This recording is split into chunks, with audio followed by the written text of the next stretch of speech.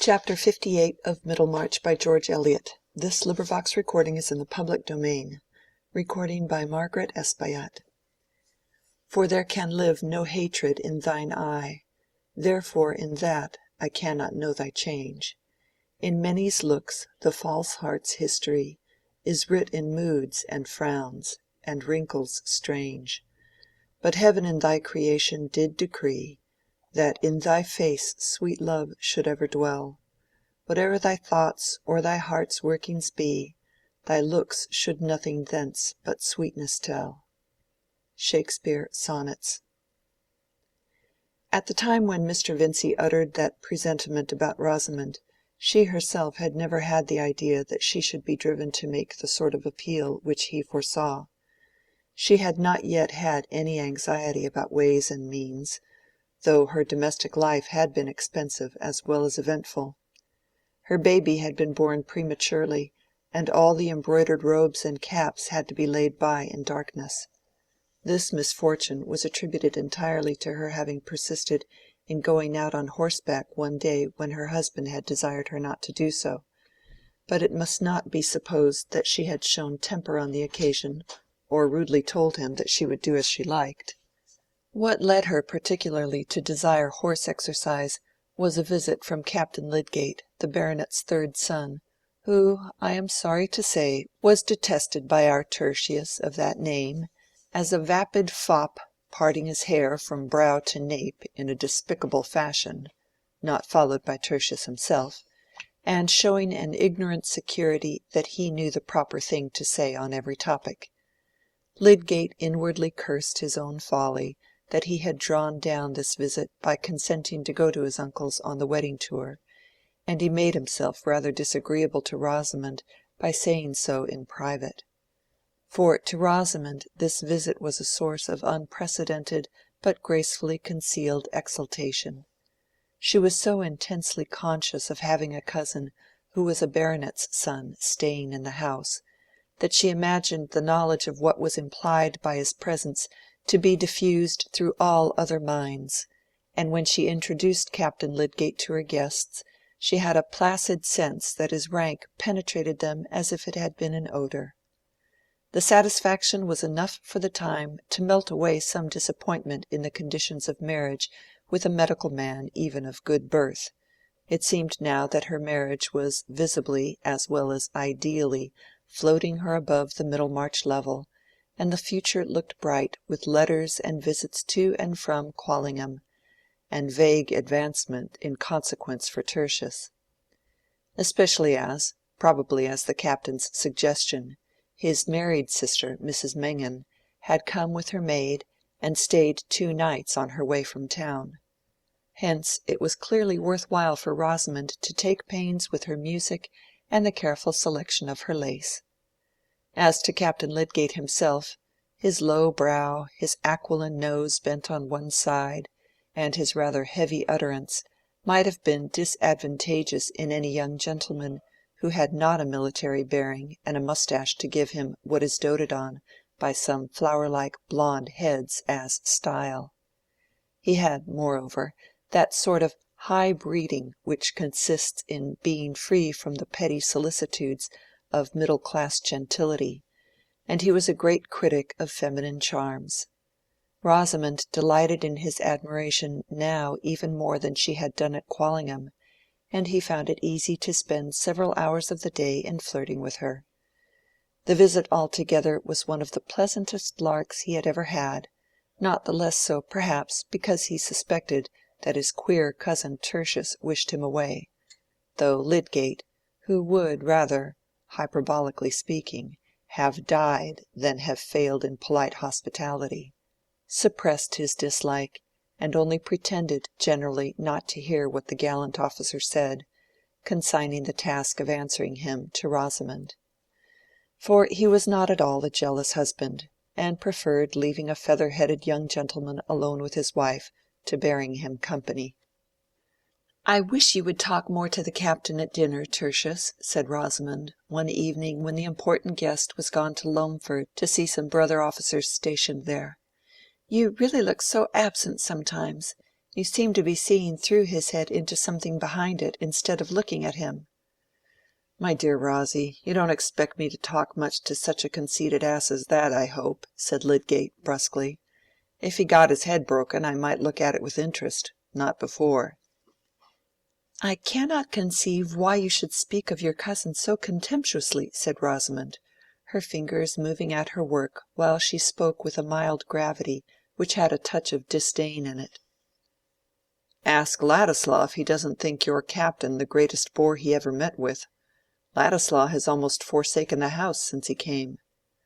Rosamond thought she knew perfectly well why Mr. Ladislaw disliked the captain. He was jealous, and she liked his being jealous.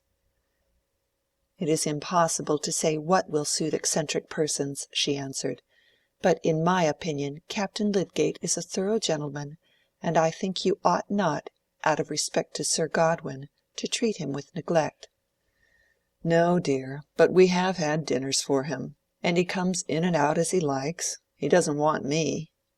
"Still, when he is in the room, you might show him more attention. He may not be a phoenix of cleverness in your sense, his profession is different, but it would be all the better for you to talk a little on his subjects.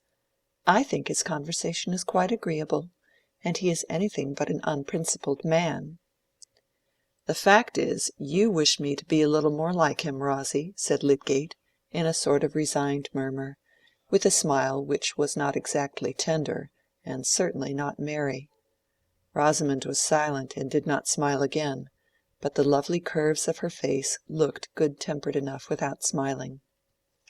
Those words of Lydgate's were like a sad milestone marking how far he had travelled from his old dreamland, in which Rosamond Vincy appeared to be that perfect piece of womanhood who would reverence her husband's mind after the fashion of an accomplished mermaid, using her comb and looking-glass, and singing her song for the relaxation of his adored wisdom alone.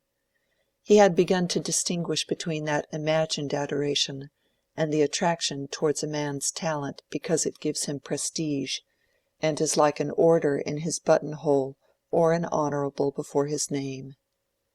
It might have been supposed that Rosamond had travelled too, since she had found the pointless conversation of Mr. Ned Plymdale perfectly wearisome. But to most mortals there is a stupidity which is unendurable and a stupidity which is altogether acceptable. Else, indeed, what would become of social bonds? Captain Lydgate's stupidity was delicately scented, carried itself with style, talked with a good accent, and was closely related to Sir Godwin. Rosamond found it quite agreeable, and caught many of its phrases. Therefore, since Rosamond, as we know, was fond of horseback, there were plenty of reasons why she should be tempted to resume her riding when Captain Lydgate, who had ordered his man with 2 horses to follow him and put up at the Green Dragon, begged her to go out on the gray which he warranted to be gentle and trained to carry a lady. Indeed, he had bought it for his sister, and was taking it to Quallingham. Rosamond went out the first time without telling her husband, and came back before his return. But the ride had been so thorough a success, and she declared herself so much the better in consequence, that he was informed of it with full reliance on his consent that she should go riding again. On the contrary, Lydgate was more than hurt.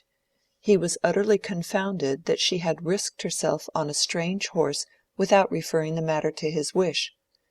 After the first almost thundering exclamations of astonishment, which sufficiently warned Rosamond of what was coming, he was silent for some moments. "However, you have come back safely," he said, at last, in a decisive tone. "You will not go again, Rosy, that is understood. If it were the quietest, most familiar horse in the world, there would always be the chance of accident, and you know very well that I wished you to give up riding the roan on that account." "But there is the chance of accident indoors, Tertius." "My darling, don't talk nonsense," said Lydgate, in an imploring tone. "Surely I am the person to judge for you. I think it is enough that I say you are not to go again." Rosamond was arranging her hair before dinner, and the reflection of her head in the glass showed no change in its loveliness except a little turning aside of the long neck. Lydgate had been moving about with his hands in his pockets, and now paused near her, as if he awaited some assurance. "I wish you would fasten up my plaits, dear," said Rosamond, letting her arms fall with a little sigh, so as to make a husband ashamed of standing there like a brute. Lydgate had often fastened the plaits before, being among the deftest of men with his large finely formed fingers. He swept up the soft festoons of plaits and fastened in the tall comb—to such uses do men come! And what could he do then but kiss the exquisite nape which was shown in all its delicate curves? But when we do what we have done before, it is often with a difference. Lydgate was still angry, and had not forgotten his point. "I shall tell the captain that he ought to have known better than offer you his horse," he said, as he moved away. "I beg you will not do anything of the kind, Tertius," said Rosamond, looking at him with something more marked than usual in her speech. "It will be treating me as if I were a child. Promise that you will leave the subject to me." There did seem to be some truth in her objection. Lydgate said, "Very well," with a surly obedience, and thus the discussion ended with his promising Rosamond, and not with her promising him. In fact, she had been determined not to promise. Rosamond had that victorious obstinacy which never wastes its energy in impetuous resistance. What she liked to do was to her the right thing, and all her cleverness was directed to getting the means of doing it. She meant to go out riding again on the gray, and she did go on the next opportunity of her husband's absence, not intending that he should know until it was late enough not to signify to her. The temptation was certainly great. She was very fond of the exercise, and the gratification of riding on a fine horse, with Captain Lydgate, Sir Godwin's son, on another fine horse by her side, and of being met in this position by any one but her husband, was something as good as her dreams before marriage. Moreover, she was riveting the connection with the family at Quallingham, which must be a wise thing to do. But the gentle gray, unprepared for the crash of a tree that was being felled on the edge of Halsell Wood, took fright, and caused a worse fright to Rosamond, leading finally to the loss of her baby. Lydgate could not show his anger towards her, but he was rather bearish to the captain, whose visit naturally soon came to an end.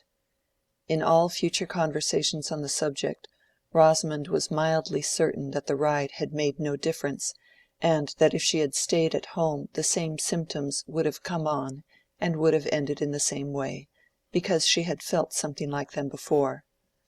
Lydgate could only say, "Poor, poor darling," but he secretly wondered over the terrible tenacity of this mild creature. There was gathering within him an amazed sense of his powerlessness over Rosamond. His superior knowledge and mental force, instead of being, as he had imagined, a shrine to consult on all occasions, was simply set aside on every practical question. He had regarded Rosamond's cleverness as precisely of the receptive kind which became a woman. He was now beginning to find out what that cleverness was, what was the shape into which it had run as into a close network aloof and independent. No one quicker than Rosamond to see causes and effects which lay within the track of her own tastes and interests. She had seen clearly Lydgate's preeminence in Middlemarch society, and could go on imaginatively tracing still more agreeable social effects when his talent should have advanced him. But for her, his professional and scientific ambition had no other relation to these desirable effects than if they had been the fortunate discovery of an ill-smelling oil. And that oil apart, with which she had nothing to do, of course she believed in her own opinion more than she did in his. Lydgate was astounded to find in numberless trifling matters, as well in this last serious case of the riding, that affection did not make her compliant. He had no doubt that the affection was there, and had no presentiment that he had done anything to repel it. For his own part, he said to himself that he loved her as tenderly as ever, and could make up his mind to her negations. But, well, Lydgate was much worried, and conscious of new elements in his life as noxious to him as an inlet of mud to a creature that has been used to breathe and bathe and dart after its illuminated prey in the clearest of waters. Rosamond was soon looking lovelier than ever at her work-table, enjoying drives in her father's phaeton, and thinking it likely that she might be invited to Quallingham. She knew that she was a much more exquisite ornament to the drawing-room there than any daughter of the family, and in reflecting that the gentlemen were aware of that, did not perhaps sufficiently consider whether the ladies would be eager to see themselves surpassed.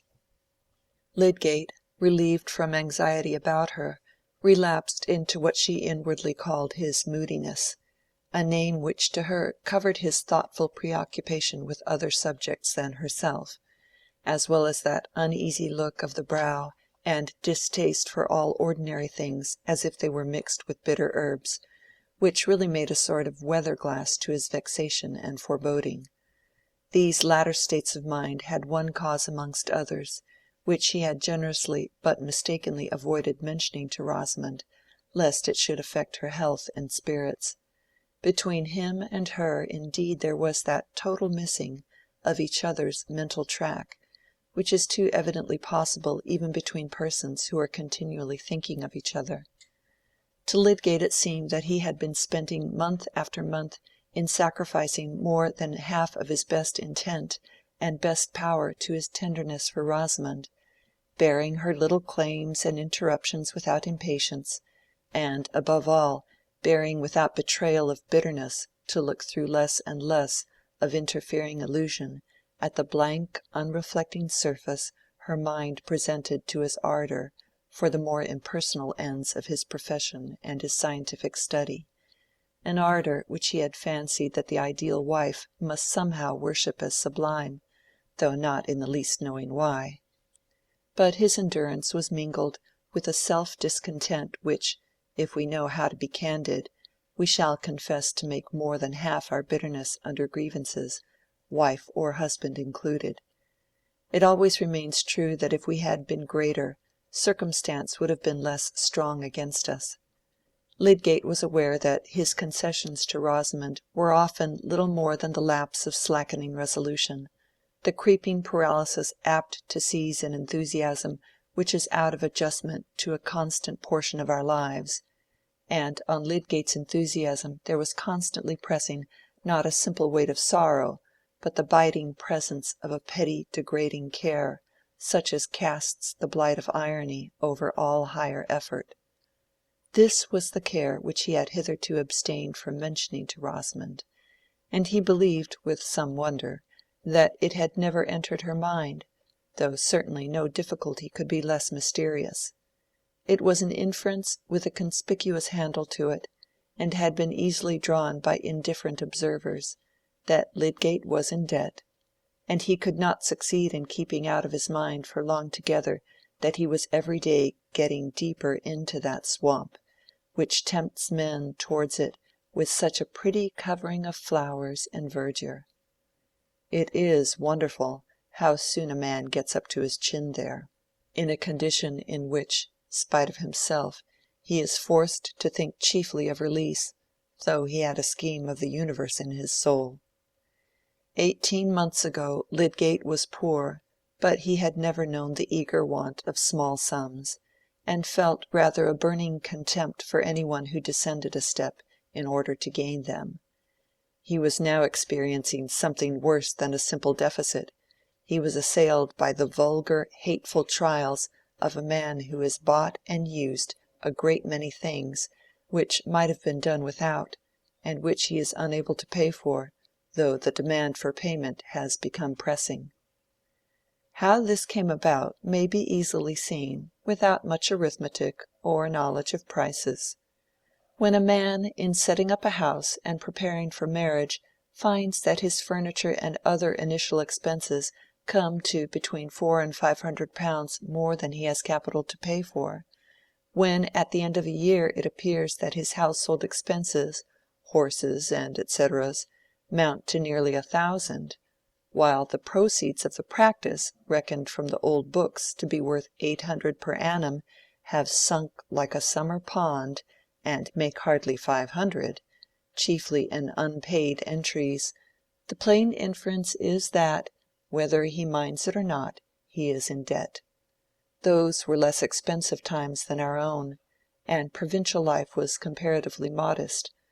But the ease with which a medical man who has lately bought a practice, who thought he was obliged to keep 2 horses, whose table was supplied without stint, and who paid an insurance on his life and a high rent for house and garden, might find his expenses doubling his receipts, can be convinced by any one who does not think these details beneath his consideration.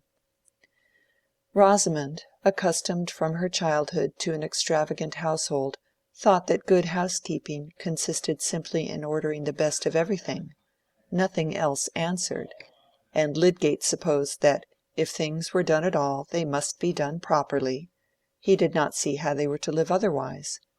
If each head of household expenditure had been mentioned to him beforehand, he would have probably observed that it could hardly come to much, and if any one had suggested a saving on a particular article, for example the substitution of cheap fish for dear, it would have appeared to him simply a penny-wise, mean notion.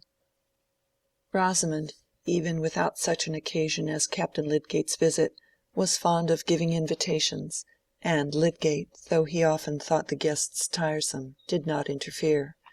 This sociability seemed a necessary part of professional prudence, and the entertainment must be suitable. It is true Lydgate was constantly visiting the homes of the poor and adjusting his prescriptions of diet to their small means, but dear me, has it not by this time ceased to be remarkable? Is it not rather that we expect in men that they should have numerous strands of experience lying side by side and never compare them with each other?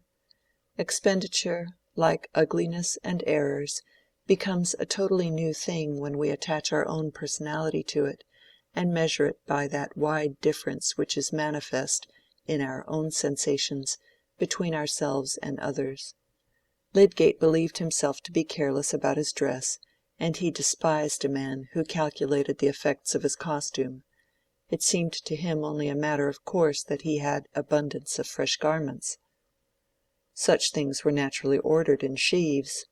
It must be remembered that he had never hitherto felt the check of importunate debt, and he walked by habit, not by self-criticism.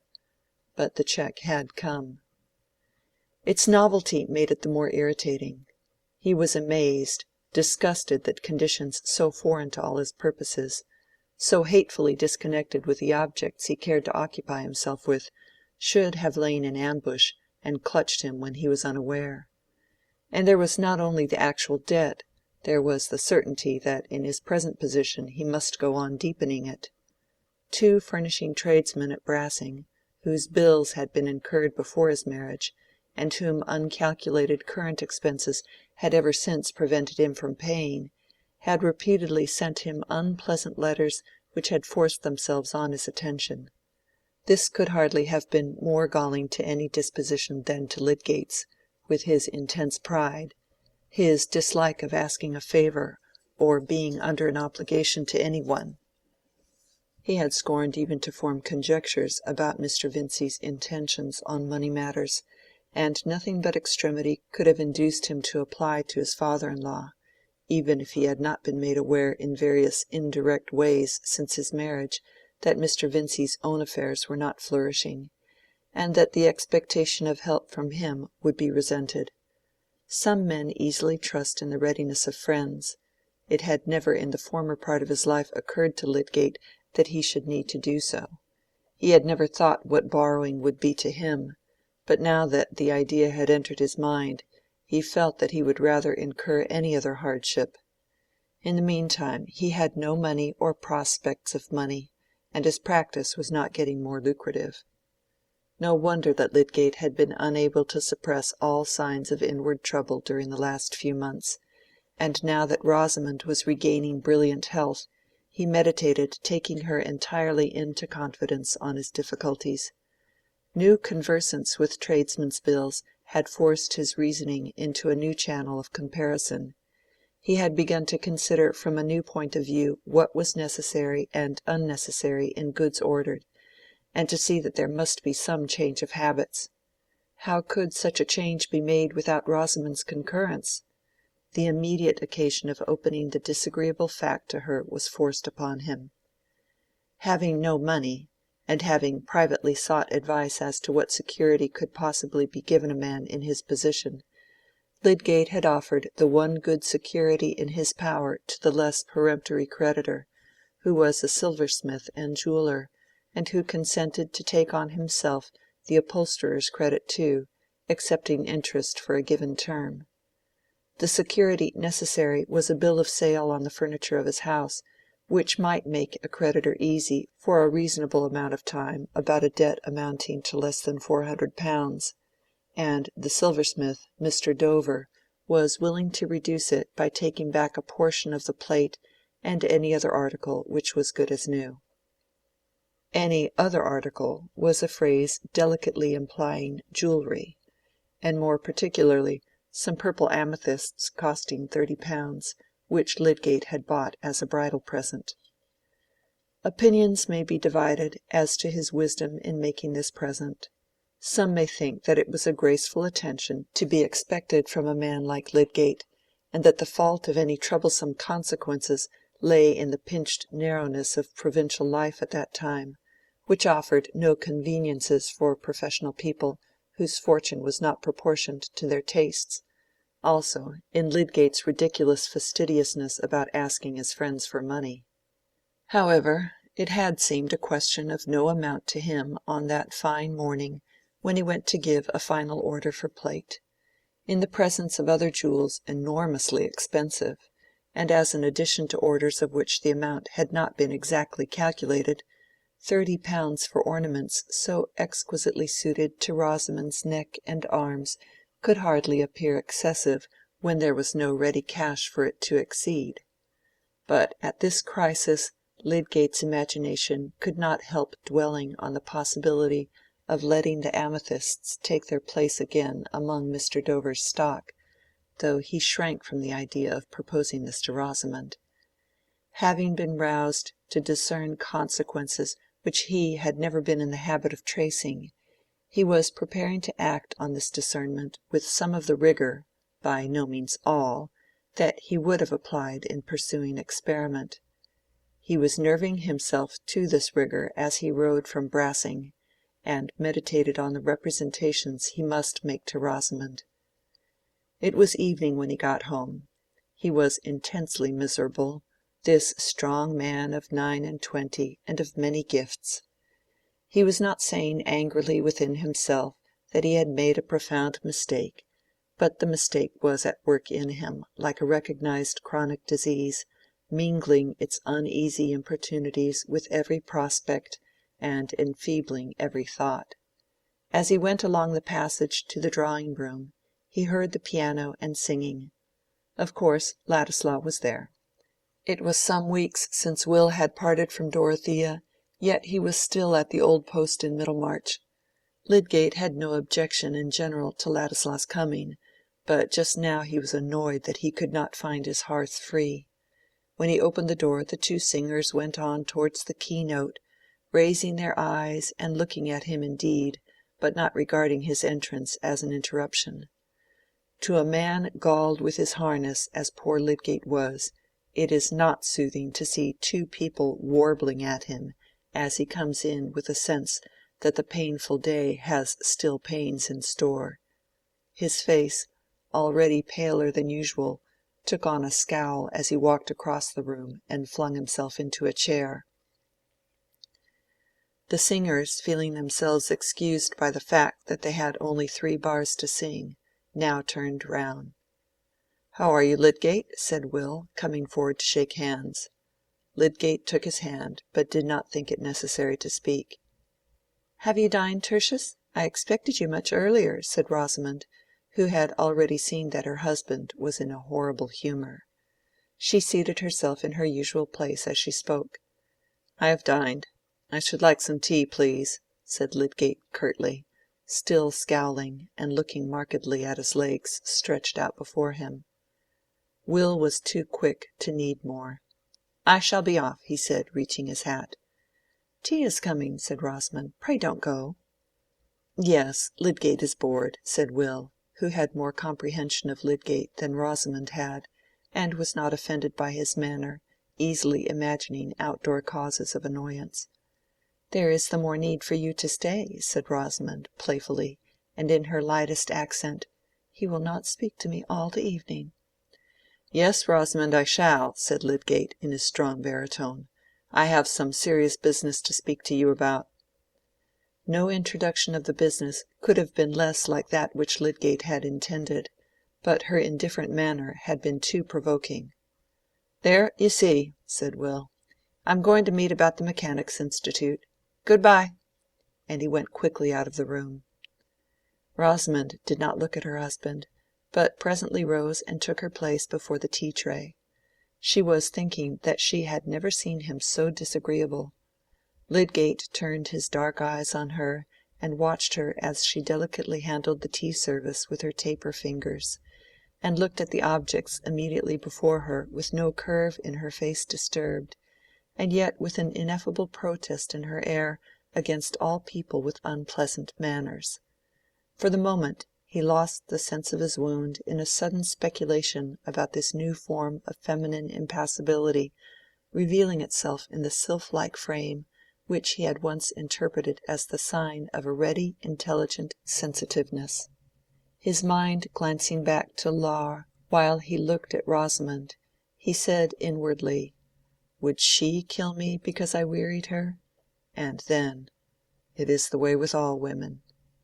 But this power of generalizing which gives men so much the superiority in mistake over the dumb animals, was immediately thwarted by Lydgate's memory of wondering impressions from the behavior of another woman, from Dorothea's looks and tones of emotion about her husband when Lydgate began to attend him, from her passionate cry to be taught what would best comfort that man for whose sake it seemed as if she must quell every impulse in her except the yearnings of faithfulness and compassion. These revived impressions succeeded each other quickly and dreamily in Lydgate's mind while the tea was being brewed. He had shut his eyes in the last instant of reverie while he heard Dorothea saying, "Advise me. Think what I can do. He has been all his life laboring and looking forward. He minds about nothing else, and I mind about nothing else." That voice of deep-souled womanhood had remained within him as the enkindling conceptions of dead and sceptred genius had remained within him. Is there not a genius for feeling nobly, which also reigns over human spirits and their conclusions? The tones were a music from which he was falling away. He had really fallen into a momentary doze, when Rosamond said in her silvery neutral way, "Here's your tea, Tertius," setting it on the table by his side, and then moved back to her place without looking at him. Lydgate was too hasty in attributing insensibility to her, after her own fashion. She was sensitive enough and took lasting impressions. Her impression now was one of offence and repulsion. But then Rosamond had no scowls, and had never raised her voice. She was quite sure that no one could justly find fault with her. Perhaps Lydgate and she had never felt so far off each other before. But there were strong reasons for not deferring his revelation, even if he had not already begun it by that abrupt announcement. Indeed, some of the angry desire to rouse her into more sensibility on his account, which had prompted him to speak prematurely, still mingled with his pain in the prospect of her pain. But he waited till the tray was gone, the candles were lit, and the evening quiet might be counted on. The interval had left time for repelled tenderness to return into the old course. He spoke kindly. "Dear Rosy, lay down your work and come to sit by me," he said, gently pushing away the table, and stretching out his arm to draw a chair near his own. Rosamond obeyed. As she came towards him her drapery of transparent faintly tinted muslin, her slim yet round figure never looked more graceful, and as she sat down by him and laid one hand on the elbow of his chair, at last looking at him and meeting his eyes, her delicate neck and cheek and purely cut lips never had more of that untarnished beauty which touches as in springtime and infancy and all sweet freshness. It touched Lydgate now, and mingled the early moments of his love for her with all the other memories which were stirred in this crisis of deep trouble. He laid his ample hand softly on hers, saying, "Dear," with the lingering utterance which affection gives to the word. Rosamond too was still under the power of that same past, and her husband was still in part the Lydgate whose approval had stirred delight. She put his hair lightly away from his forehead, then laid her other hand on his, and was conscious of forgiving him. "I am obliged to tell you what will hurt you, Rosy, but there are things which husband and wife must think of together. I dare say it has occurred to you already that I am short of money." Lydgate paused, but Rosamond turned her neck and looked at a vase on the mantelpiece. "I was not able to pay for all the things we had to get before we were married, and there have been expenses since which I have been obliged to meet. The consequence is, there is a large debt at Brassing, £380, which has been pressing on me a good while, and in fact we are getting deeper every day, for people don't pay me the faster because others want the money. I took pains to keep it from you while you were not well, but now we must think together about it, and you must help me." "What can I do, Tertius?" said Rosamond, turning her eyes on him again. That little speech of 4 words, like so many others in all languages, is capable by varied vocal inflections of expressing all states of mind, from helpless dimness to exhaustive argumentative perception, from the completest self-devoting fellowship to the most neutral aloofness. Rosamond's thin utterance threw into the words, "What can I do?" as much neutrality as they could hold. They fell like a mortal chill on Lydgate's roused tenderness. He did not storm in indignation; he felt too sad a sinking of the heart. And when he spoke again it was more in the tone of a man who forces himself to fulfill a task. "It is necessary for you to know, because I have to give security for a time, and a man must come to make an inventory of the furniture." Rosamond colored deeply. "Have you not asked papa for money?" she said, as soon as she could speak. "No." "Then I must ask him," she said, releasing her hand from Lydgate's, and rising to stand at 2 yards' distance from him. "No, Rosy," said Lydgate decisively. "It is too late to do that. The inventory will be begun tomorrow. Remember, it is a mere security. It will make no difference. It is a temporary affair. I insist upon it that your father shall not know unless I choose to tell him," added Lydgate, with a more peremptory emphasis.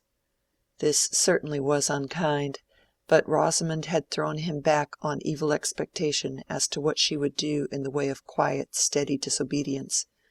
The unkindness seemed unpardonable to her. She was not given to weeping and disliked it, but now her chin and lips began to tremble, and the tears welled up.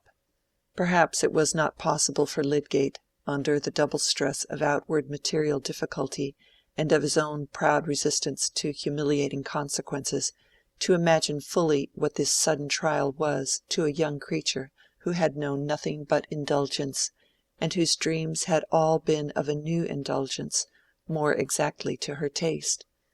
But he did wish to spare her as much as he could, and her tears cut him to the heart. He could not speak again immediately, but Rosamond did not go on sobbing. She tried to conquer her agitation and wiped away her tears, continuing to look before her at the mantelpiece. "Try not to grieve, darling," said Lydgate, turning his eyes up towards her. That she had chosen to move away from him in this moment of her trouble made everything harder to say, but he must absolutely go on. "We must brace ourselves to do what is necessary. It is I who have been at fault. I ought to have seen that I could not afford to live in this way. But many things have told against me in my practice, and it really just now has ebbed to a low point. I may recover it, But in the meantime we must pull up. We must change our way of living. We shall weather it. When I have given this security I shall have time to look about me. And you are so clever that if you turn your mind to managing, you will school me into carefulness. I have been a thoughtless rascal about squaring prices. But come, dear, sit down and forgive me." Lydgate was bowing his neck under the yoke like a creature who had talons, but who had reason too, which often reduces us to meekness. When he had spoken the last words in an imploring tone, Rosamond returned to the chair by his side. His self-blame gave her some hope that he would attend to her opinion, and she said, "Why can you not put off having the inventory made? You can send the men away tomorrow when they come." "I shall not send them away," said Lydgate, the peremptoriness rising again. Was it of any use to explain? "If we left Middlemarch? There would of course be a sale, and that would do as well." "But we are not going to leave Middlemarch." "I am sure, Tertius, it would be much better to do so. Why can we not go to London, or near Durham, where your family is known?" "We can go nowhere without money, Rosamond." "Your friends would not wish you to be without money. And surely these odious tradesmen might be made to understand that, and to wait, if you would make proper representations to them." "This is idle, Rosamond," said Lydgate angrily. "You must learn to take my judgment on questions you don't understand. I have made necessary arrangements, and they must be carried out. As to friends, I have no expectations whatever from them, and shall not ask them for anything." Rosamond sat perfectly still. The thought in her mind was that if she had known how Lydgate would behave, she would never have married him.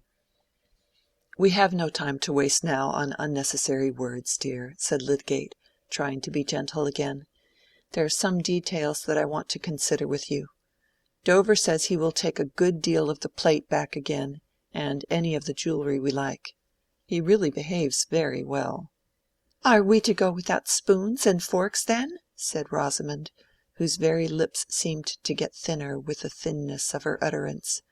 She was determined to make no further resistance or suggestions. "Oh no, dear," said Lydgate. "But look here," he continued, drawing a paper from his pocket and opening it. "Here is Dover's account. See, I have marked a number of articles, which if we returned them would reduce the amount by £30 and more. I have not marked any of the jewelry." Lydgate had really felt this point of the jewelry very bitter to himself, but he had overcome the feeling by severe argument. He could not propose to Rosamond that she should return any particular present of his, but he had told himself that he was bound to put Dover's offer before her, and her inward prompting might make the affair easy. "It is useless for me to look, Tertius," said Rosamond, calmly. "You will return what you please." She would not turn her eyes on the paper, and Lydgate, flushing up to the roots of his hair, drew it back and let it fall on his knee. Meanwhile Rosamond quietly went out of the room, leaving Lydgate helpless and wondering. Was she not coming back? It seemed that she had no more identified herself with him than if they had been creatures of different species and opposing interests. He tossed his head and thrust his hands deep into his pockets with a sort of vengeance. There was still science, there were still good objects to work for. He must give a tug still, all the stronger because other satisfactions were going. But the door opened and Rosamond re-entered. She carried the leather box containing the amethysts, and a tiny ornamental basket which contained other boxes, and laying them on the chair where she had been sitting, she said, with perfect propriety in her air, "This is all the jewelry you ever gave me. You can return what you like of it, and of the plate also. You will not, of course, expect me to stay at home tomorrow. I shall go to papa's." To many women the look Lydgate cast at her would have been more terrible than one of anger. It had in it a despairing acceptance of the distance she was placing between them. "And when shall you come back again?" he said, with a bitter edge on his accent. "Oh, in the evening. Of course I shall not mention the subject to mamma." Rosamond was convinced that no woman could behave more irreproachably than she was behaving, and she went to sit down at her work-table. Lydgate sat meditating a minute or two, and the result was that he said, with some of the old emotion in his tone— "Now we have been united, Rosy, you should not leave me to myself in the first trouble that has come." "Certainly not," said Rosamond. "I shall do everything it becomes me to do."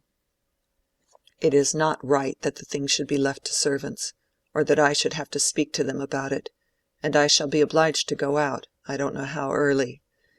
I understand your shrinking from the humiliation of these money affairs, but, my dear Rosamond, as a question of pride, which I feel just as much as you can, it is surely better to manage the thing ourselves and let the servants see as little of it as possible.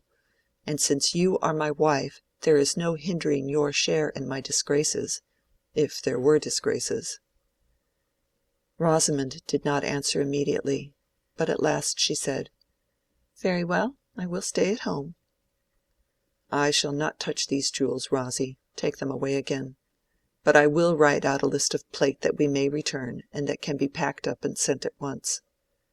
"The servants will know that," said Rosamond, with the slightest touch of sarcasm. "Well, we must meet some disagreeables as necessities. Where's the ink, I wonder?" said Lydgate, rising, and throwing the account on the larger table where he meant to write.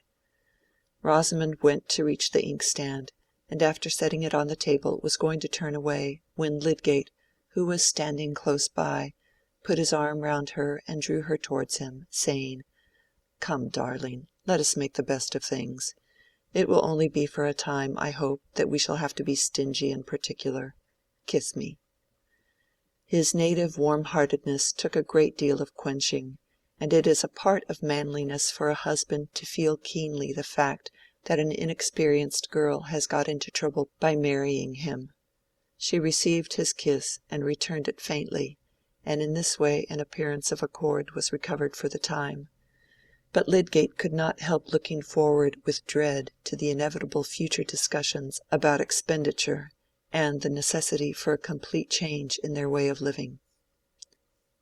Chapter 58